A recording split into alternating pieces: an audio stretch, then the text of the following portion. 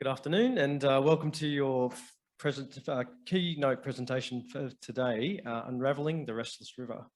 There are two presenters today. The first is Ganesh Pangare from the World Bank, and he's a recognised leader in the area of environment, water resources, agriculture, green infrastructure, climate and sustainability, with experience over 30 years, largely across the Asia Pacific, but also Africa and South America. Ganesh has also been a part of expeditions to Antarctica, the Arctic, the Amazon, national parks in Africa and Asia, and across the Himalayas and to Everest Base Camp. He's joined by Dr. Bushra Nishat, and she has over 20 years experience in water, environment and resource management in Bangladesh and the South Asia region.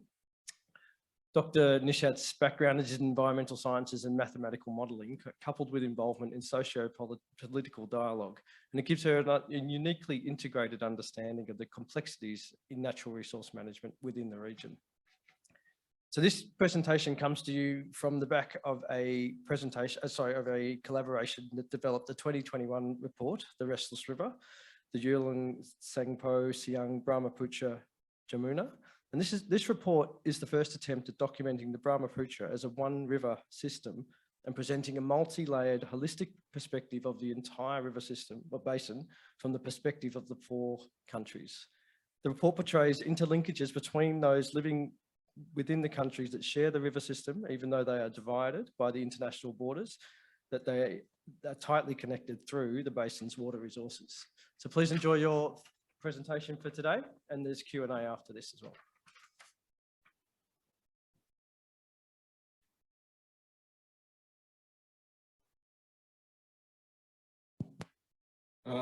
Good afternoon, friends.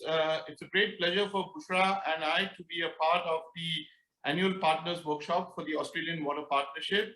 It's been a privilege that we have been actually associated with the Australian Water Partnership right from the time it started, when both Bushra and I worked with the International Water Association. And over the years, we have been involved with the AWP and its partners, and it's always a pleasure talking, interacting, and having fun with the Aussies. So to begin, I would like to give a bit of a background of what really you're going to hear today. Number one, we are going to be telling you the story of the Yarlung Tsangpo-Siang-Brahmaputra-Jamuna River.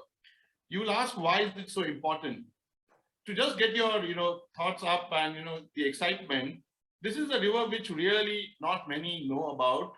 And what's important is that this river is as big as the Mekong or the Murray-Darling River, but really not much is known about this river. Not much was written about this river, and therefore I think we are very happy to have put together this book on the river. The background actually for this study or the putting this book together goes back to the South Asia Water Initiative, a trust fund of the World Bank, which actually the DFAT, that is the Aussies, were also part of it. This was a trust fund which was funded by DFID, the NORAD, and DFAT, as I said, Australian. So many colleagues actually, I'm sure in the room also know about the South Asia Water Initiative, which just completed last year. And that the South Asia Water Initiative actually looked at the Indus River landscape, the Ganges landscape, the Brahmaputra River landscape, and the Sundarban landscape. And this was a small part of the Brahmaputra dialogues, the Brahmaputra initiative of the South Asia Water Initiative, which was a trust fund of the World Bank. So with this background, I think, and without further ado, it's a great pleasure, as I said, to be back talking to AWP and its partners. And I now would like to hand over to my colleague Bushra to go ahead with this presentation. Thank you. And I'll come back later during the question answer session. Over to you, Bushra. Thanks, Ganesh. Thanks, Ganesh.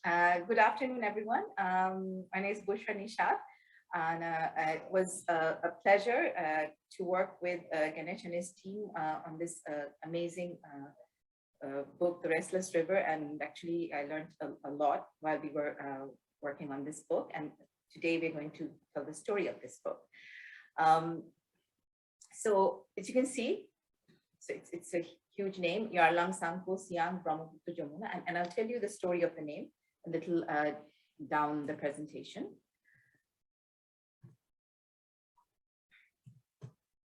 Okay, So first, where is this river?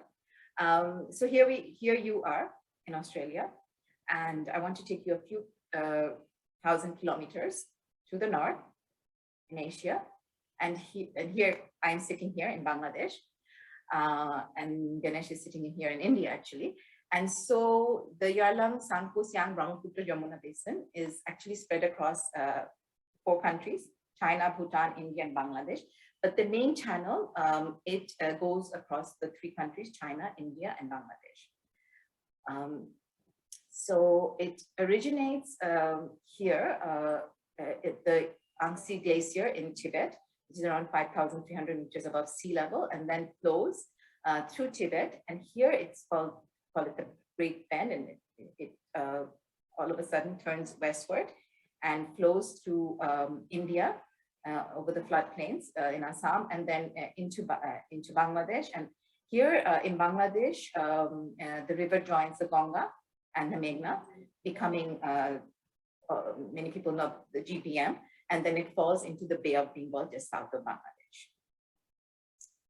So until 2010, actually, it was the origin of the Yarlung Tsangpo was not really known. So over 3 years, through expeditions and remote sensing analysis, the origin has been rediscovered as the Yangtze Glacier. And what happened is, if you go back to this map, so the origin was thought somewhere here, but now it's more west to that area. So which means the length of the river is actually longer than it was first thought. The drainage basin is also higher, which makes it one of the 20 longest rivers in the world. Before, we used to say it was around 2,900 kilometers, but now, as you can see, it's over 3,800 kilometers. But it's a river of many superlatives. The Brahmaputra itself is the 5th highest flow in the world, and from a very smaller basin if you compare it to the Amazon or the Congo. But if you combine the Ganga, Brahmaputra, and the Meghna together, it's actually the 3rd highest flow. If you combine 20 of the largest rivers of Europe, the GBM has higher flow than these 20 rivers. It's the highest navigable river. So within Tibet, right about the Lhasa area, it flows around 3,500 meters above sea level. It also has the deepest, longest canyon, where at the Great Bend, it actually goes down 6,000 meters through the waterfalls. A large part of the river, especially in the Brahmaputra in India, carries a huge amount of sediment, second or 3rd highest in the world. And some of these sediments create the river islands. It has the largest river island in the world, where people actually inhabited these islands. Bengal Delta, it flows into the Bengal Delta, which is the largest delta in the world. And as it goes into the Bay of Bengal, it also flows into the largest submarine fan in the world. It's a huge biodiversity hotspot and one of the oldest human migration routes. And it also has the largest riverine national park in the world. So if you look at the flow of the river, the Himalayas, part of the Himalayas are situated right at the middle of the basin, right above here. And what happens is it dominates the hydrometeorological cycles within the basin. So when the monsoon during summer or right before summer, the monsoon carries a lot of water from the Bay of Bengal. But when it hits the Himalayas, the rainfall, a huge amount of rainfall happens in the southern part of the basin in Assam and in Bangladesh, especially in Bhutan and these areas. But when the winds are carried northward, and obviously they lose all that water, here the winds, it's very arid because of this. And as you can see here, there are a lot of tributaries falling into the Brahmaputra and the Yarlung Tsangpo. So, so as you can see, as the river travels first eastward and westward, and especially in this area in India, it gathers a lot of water, which ultimately flows into the Bay of Bengal. So while this part is almost half of the basin, it contributes only 20% of the flow, but this part in India and Bhutan contributes around 50% of the flow. And much of the flow is actually contributed by the tributaries. And you can see this is the hydrograph within the Brahmaputra basin, and how as the different tributaries, come into the, contribute into the river, flow into the river. This is what the hydrograph looks like in different peaks. But as it comes into Bangladesh, we usually have two peaks. And in both in India and in Bangladesh, the river creates huge amount of floods. As you can see here, around 40% of the state in Assam is inundated by the Brahmaputra River. In Bangladesh, the entire country, 40% of the floodplains are actually influenced by the Jamuna. And when the Jamuna is, has a high flood, the entire country is actually flooded because it dominates the other rivers. So in a normal year, so as we know that Bangladesh is a flood-prone country, 18% of the country is flooded. But during severe floods, around 55%, and even catastrophic floods, we have 2/3 of the country has been, flooded. And one of the biggest problems that we have is a lot of drainage due to drainage condition, and the water remained for quite a long time. So it damages a lot of infrastructure. It damages a lot of crops and creates, displaces people and lives and livelihoods. So as I mentioned before, in the Great Bend, the river actually plummets and around 6,000 meters from its deep, from the high elevation, and then goes almost to flatlands. And this is called the Yarlung Tsangpo Grand Canyon or Pimako in the local areas. And this has actually remained greatly unexplored. It's often referred to as the Shangri-La. And before 1913, actually, it was, even the 1880s, it was not known that the Yarlung Tsangpo and the Brahmaputra are actually the same rivers. As Ganesh mentioned, much of the river is really has remained unexplored. So if within higher reaches, the river has deep single channels, but as it moves into the floodplains, even in Tibet, and then also especially in Assam and in Bangladesh, the river becomes braided and often having more than 3 or 4 channels. Its width at many places can be as high as 18.6 kilometers, but when it goes through narrow valleys, it is much lower. And as I mentioned before, the huge sediment, which actually the tributaries bring from the Himalayas into the Brahmaputra and Jamuna, these create, when they're accreted, create huge river islands, or what we call chors. And when these are mature, sometimes 20, 50 years, a lot of people actually live in these chors, and a lot of socioeconomic activities take place in this chor. But the Jamuna is actually, the Brahmaputra Jamuna is also quite young river, and it moves a lot. So for example, here you see this is a national park. This is an older satellite photo. It was a part of the mainland, but due to erosion, this part eroded and it created a channel, and this became a chor. And here you can see other chors. So what happens during this erosion? As I mentioned, many people actually live in these chors, or even at the sides of the rivers. A lot of people are displaced every year. It damages a lot of agricultural land and physical infrastructure, as you can see here. But the newly accreted land, some of these here, are much less productive. So often, even if erosion, there is a lot of accretion, it doesn't have the same value, land value. So as I mentioned before, because of the different hydroclimatic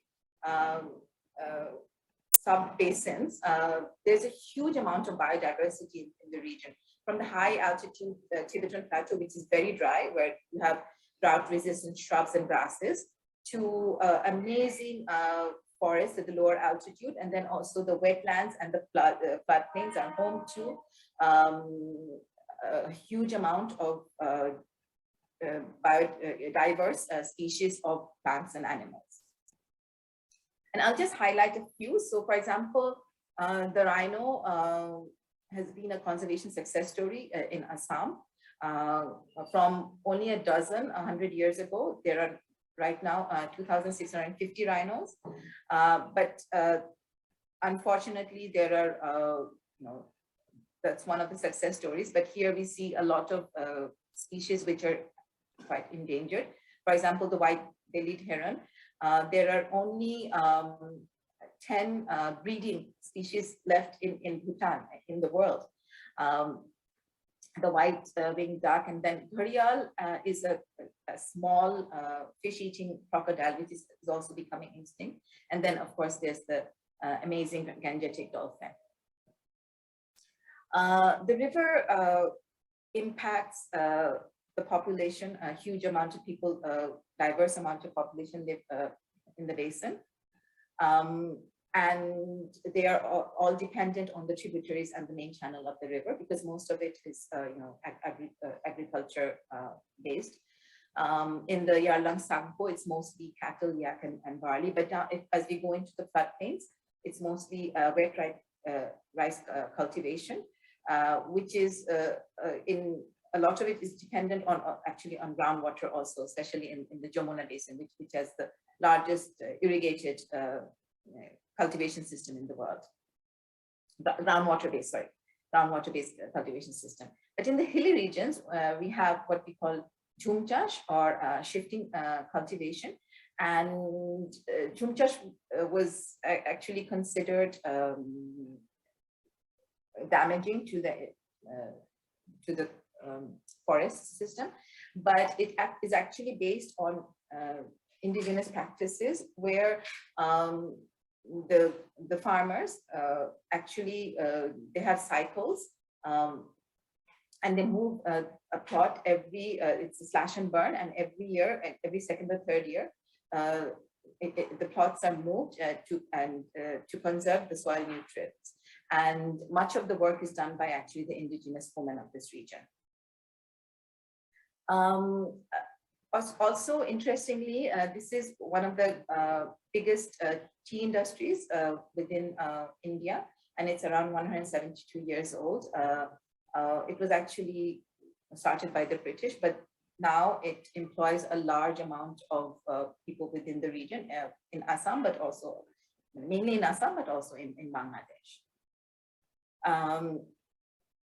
So it also houses a huge amount of population and very diverse, with very diverse cultures. And that's, I'll explain the name. So in Tibet region, it's called the Yarlung Tsangpo. And as it comes into India, it's in some places, it's called, the main channel is called Siam. And then it's called Brahmaputra in Assam. And then when it comes into Bangladesh, it's called the Jamuna. So when we were discussing what do we name the book, we decided to use all the names within the main channel. But even within the main channel, actually, sometimes there are variations in the name. And this is a unique story where, so I mentioned that in the Chors, many people actually live, but many of these people also lack basic infrastructure because of erosion and other problems.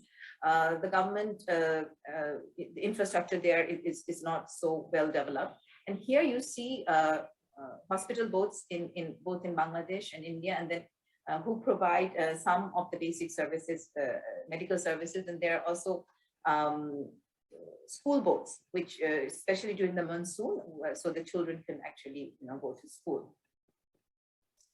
One of the biggest shores or river islands is called the Majuli, which is over the last 100 years, people have been living in these shores. And you can see they have their own very unique culture within these shores. Now, the river plays a very important vital role, especially in inland navigation in the lower reaches in Assam and Jamuna. And for example, in Bangladesh, because we have a lot of rivers, around 50% of the cargo and 25% of the passengers within the country actually move through boats in the different rivers that we have. So this is the story about the river. And as I mentioned, it is the lifeline of the region and influences the lives and livelihoods of the people and the socioeconomic conditions. But unfortunately, in the region, water is a political and emotive topic. But there has been, some areas where there has been cooperation and some areas where there needs to be more cooperation. And these are some of the issues, that we want to flag up here. For example, sharing data and information could be a entryway towards better cooperation within the region. Flood forecasting, early warning, because floods is such an important, floods create a lot of havoc within the region. Inland water transport, harnessing hydropower, ensuring the ecological integrity of the river. And then, as I mentioned, the water is a very emotive topic, and sometimes the discourse is, especially within the media, is not always based on scientific facts. And there are different regional initiatives. Some of them have worked, some of them haven't.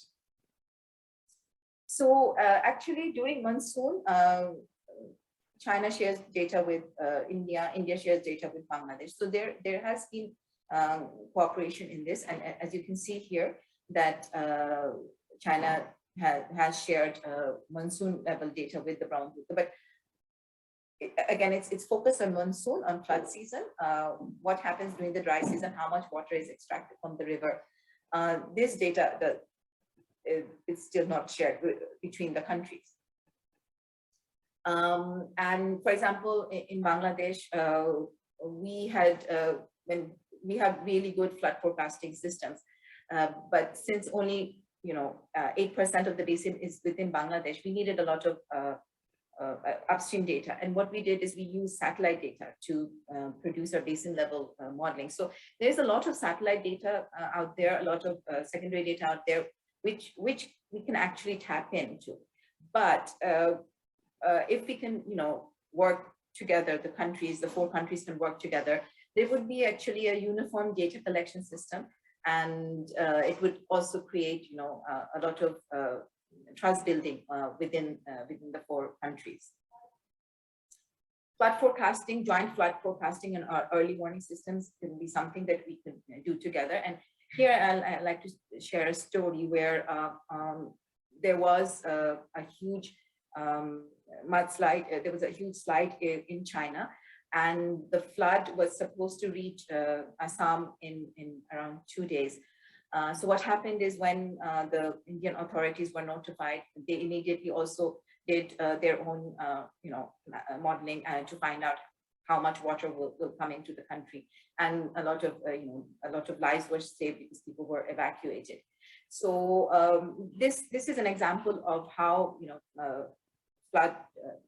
monsoon data sharing can actually save a lot of lives and crops and habitations. So there could be joint modeling like we see in the Mekong Basin or the Nile Basin or the other basins across the world. And some of the entry points for joint studies could be flood forecasting, morphological assessment, like for example in Bangladesh and in Assam we have a lot of erosion and accretion. We can study these together. And of course, climate change modeling and adaptation. These are areas where we can work together. Inland water protocol, Bangladesh has the inland water protocol between India and Bangladesh.